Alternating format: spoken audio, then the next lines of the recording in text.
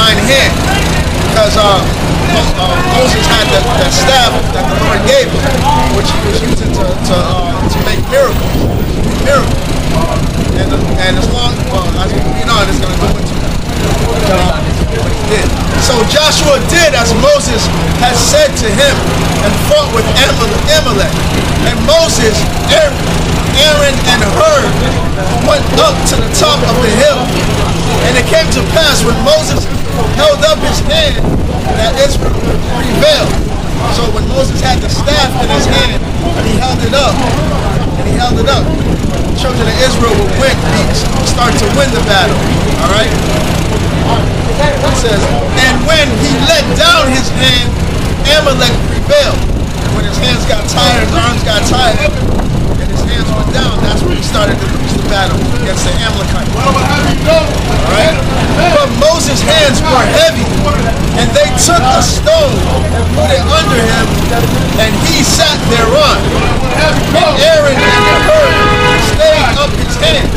And he had one on this side holding his hand up, and another brother on the other side doing the same thing, holding his hands up so that we would be victorious in that battle.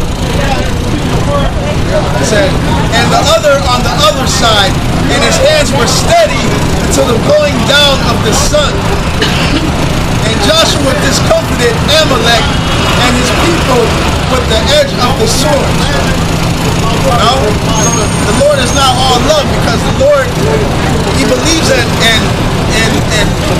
killing, man. Power of war. He's a power of war. Man of war. Yeah. He's a man of war. Man of war. First of all, he's a man. Second of all, he's a man of war. You got all these bullshit Bibles and shit out there now trying to say the Lord could be a woman. But that's blasphemy, man. You're going to see death for that.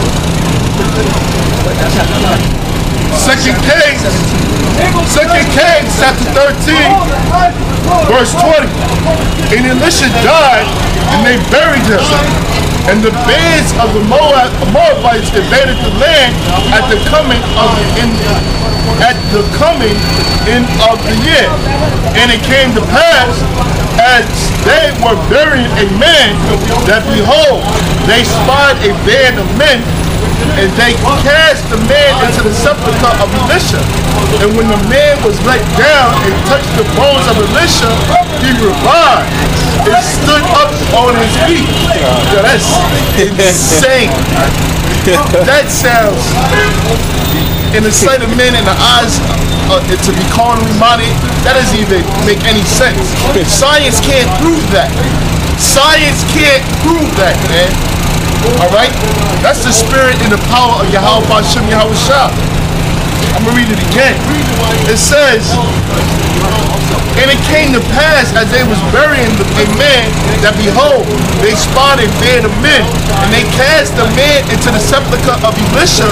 And when the man was laid down and touched the bones of Elisha, that he revived and stood up on his feet. The man was dead. He was dead. And he touched a righteous man. Still had his bones and spiritual power. Yeah, that's how holy and sanctified he was. And that's how we're going to be. Heathens ain't going to come close to us in the kingdom of heaven. They can't touch us. They got to stay. That's why even and rabbis and them, they try to do that. You can't touch the rabbi and shit. They think they're holy. They try to get that from us, you know? Then you get fire. Huh?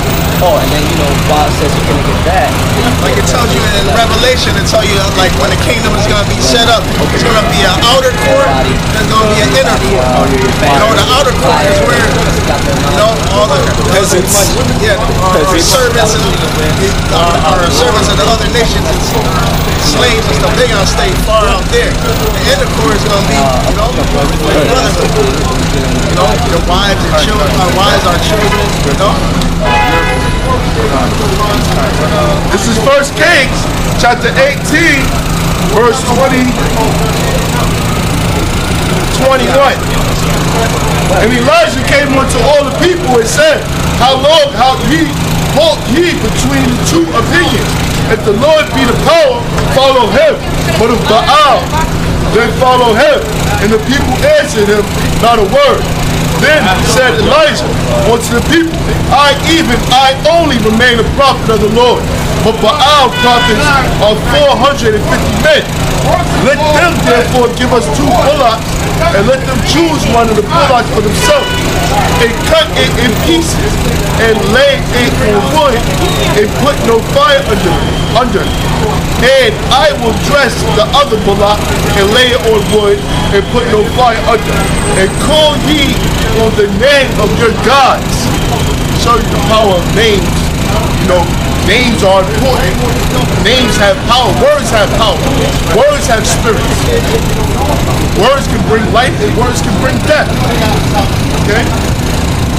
Most High words, you know. It says, let them therefore give us, verse 24, and call ye on the name of your God, and I will call on the name of Yahweh, because it's Lord in all caps. Alright? And the power that answers by fire, let him be power. Let him be God. And all the people answered and said, it is well spoken. Meaning there's like, you know, that's just. You know, that's righteous. Alright? Whoever brings fire from heaven, they gonna be the power. Show you that Israel, man, they just rebellious and stiff-necked, man. As long as the Most High been doing things for them, they still need some type of proof. They need some type of proof or evidence. They gotta be, you know, tangible, which is bullshit. It says, it is well spoken. And Elijah said unto the prophets of Baal, choose you 1 bullock for yourselves and dress it for yourselves and dress it first, for ye are many, and call the name of your God, but put on fire under it. And they took the bullock which was given them, and they dressed it, and called on the name of Baal from morning even to the noon, saying, O Baal,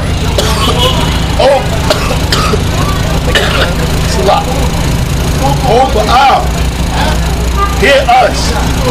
But they say, O Baal, hear us. But there was no voice, nor any that answered. And they leaped upon the altar which was made, and it came to pass at noon. They got pissed off. They got mad. They started jumping on the altar, hoping that their God would rain fire from heaven. And it came to pass at noon that Elijah mocked them and said, cry aloud, for he is a God. Either he is talking, or he is pursuing, or he is in a journey, or pre-adventure he's sleeping and must be awake. Showing you that the prophets can talk shit. The prophets can mock false gods, false prophets. Because Elijah mocked the prophets of Baal. He's like, where's Baal at? Is he on a journey? Is he sleeping? Where the hell is he at? And that's what we do today to these false prophets. Where's Allah? Where's Buddha? Where's all these other gods that you claim to believe in? And they cried aloud and cut themselves after the manner with knives and lances till the blood gushed out upon them. They was going off. You ain't supposed to make no cuttings or no graven images. They was breaking the laws of the Most High. It said, and it came to pass, when midday was past, they prophesied until the time of the offering of the evening sacrifice, that there was neither voice nor any to answer, nor any that regarded. And Elijah said unto all the people, come near unto me. And all the people came near unto him. And then he repaired the altar of the Lord that was broken down. And Elijah took 12 stones, according to the number of the tribes of the sons of Jacob, unto whom the word of the Lord came, saying, Israel shall be thy name. And when the stones he built an altar in the name of Yahweh, and he made a trench about the altar as great as wood could contain 2 measures of seed.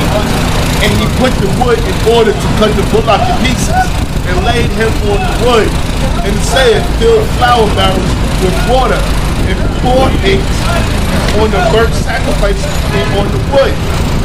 And he said, do it a second